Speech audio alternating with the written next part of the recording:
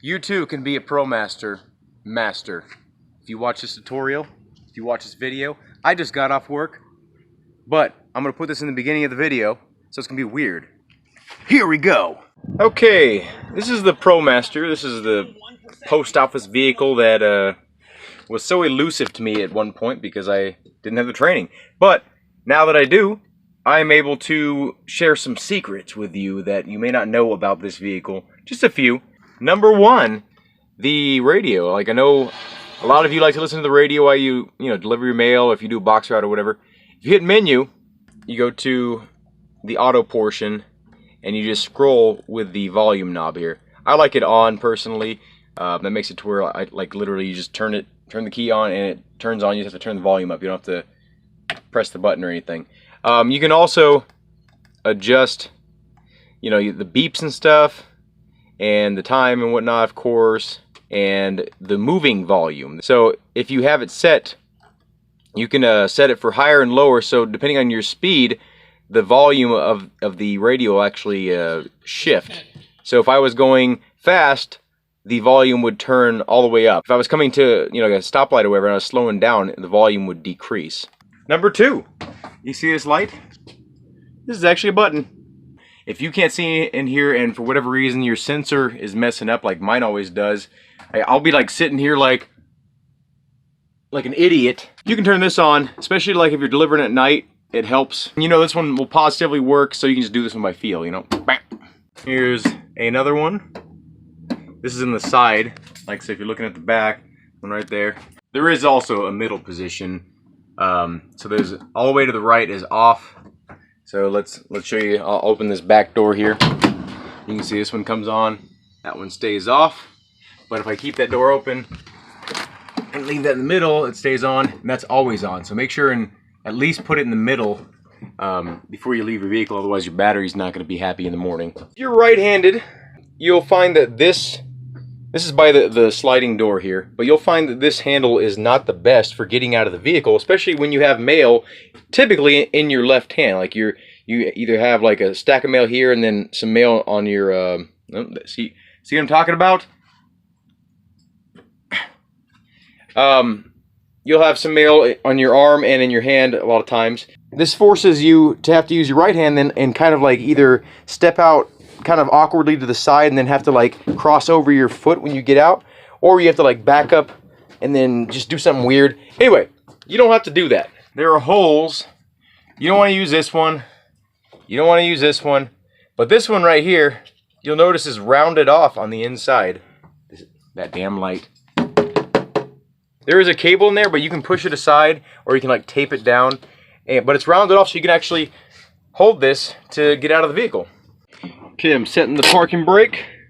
Got my foot on the brake and it's in park currently. The key's in the ignition. This is something that you would do if for whatever reason your shifting knob was broken or your transmission was messed up and you had to start your vehicle and get it back to the station somehow.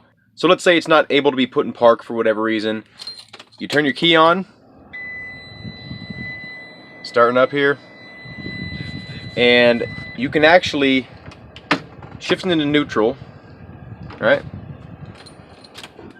And you can start your vehicle in neutral. Now this isn't like a very practical thing and you would pretty much never use this. I'm just giving you this as raw knowledge to use if you ever needed to in an emergency situation and you're stuck somewhere and you just couldn't get your car started. It's something to try. This one might seem stupid, and a lot of you probably already know this, but for the few of you that don't, this right here, this top piece, actually opens up. You can fit some pretty good stuff in there, like you can fit some extra paperwork in there, extra pens, or whatever fits in there. Or if you're the regular on the route, you can pop some of your comfort items in there, like tissue paper or something like that for your face and whatnot. So, yeah, there's a kind of a dumb one, but you might not know. Most Promasters here have a second seat. I know some of the newer ones coming out aren't going to have this. I think it's just going to be like a plain door. But if you have this seat, you can actually stick your scanner and kind of wedge it like in the upper portion here. And you got yourself a little table for lunch. Okay, let's move on to this seat. I'll get to that in a second. This is your armrest. And as you can see, that's a relatively neutral position currently. But there's this little knurled dial thing here. And So when it's in the downward position, you can actually spin this, and it'll allow you to put it in a further down position than what you normally would. And it's like infinitely adjustable. Let's see how low it'll go. I mean, it's pretty low, but yeah. So for comfort reasons, whatever your preference, if you have a long drive to your route or something, this might help you out. Just to make it a little bit more comfortable. Let's move on to this latch. Something I foreshadowed about 5 seconds ago. This, you can see right here, there's clearance for the door.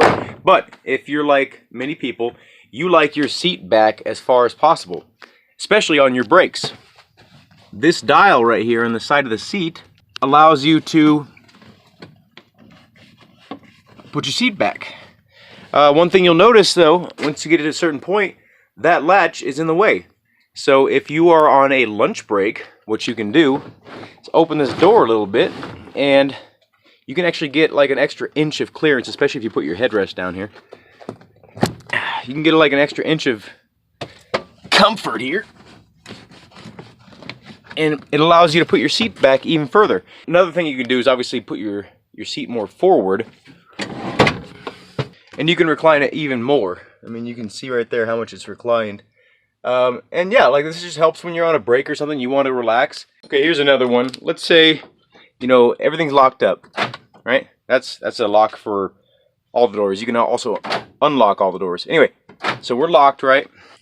So this latch right here, in a very convenient spot, in this latch right here, you might think you need your key to, you know, unlock the doors to get out, right? So we'll lock it again. We're all locked up. You pull once, right? You're like, oh, it's still locked. Let it go. Let me show you that again. Do it all in one frame so you know I'm not lying. Lock. Pull it. Okay. Didn't unlock. There it is. And to show you the same, we're locked up. Pull once, doesn't work. Boom. Now this one's just for those of you that are curious about this. This isn't necessarily something that you'll need on the job here. We're not really loading the truck up with like thousands of pounds of lead or anything. So we're gonna engage the parking lot just to make this safer. Gonna put the old fooderoonie on the brake. So you'll notice these little plus and minus things on the shifting area. We're gonna go down to those. So as you can see, right now we're in drive, and then I go to the left here, and then you see there's a 1 right there where the D used to be.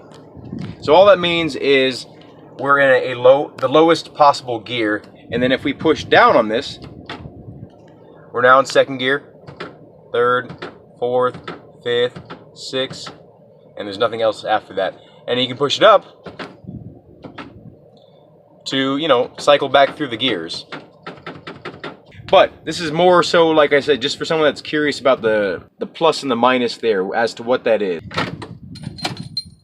This might be another thing that you might not have seen or just maybe not have ever messed with, but this mode here button will allow you to access a menu that you can't access anywhere else. You can take your speed beep off. You can change your data for like how many miles you have, and you can set the time and the date. You know, if your time's a little bit off and it's been bothering you for years and you just don't know how to change it or haven't bothered to, it's really helpful to just like look at the front of the control panel and then just see the time right there. It helps so much throughout the day. With these secrets, you too can become a regular eventually. And if you're a regular, you're already a regular. I broadened your mind. That's it. Have a good day. Thank you for watching, and I hope to see you in a future video. Now that you've watched the video, you're fucking with me, huh? Now that you've watched the video, no, I sound like I'm mad at them now because I'm mad at you. Now that I'm trying to be intuitive. Last time you wanted me to flip. Now that you've watched the video, you're making me frustrated with you, and then I'm not doing anything. Okay. Now that you've watched this video, Promaster, secrets, unlocked, take 5.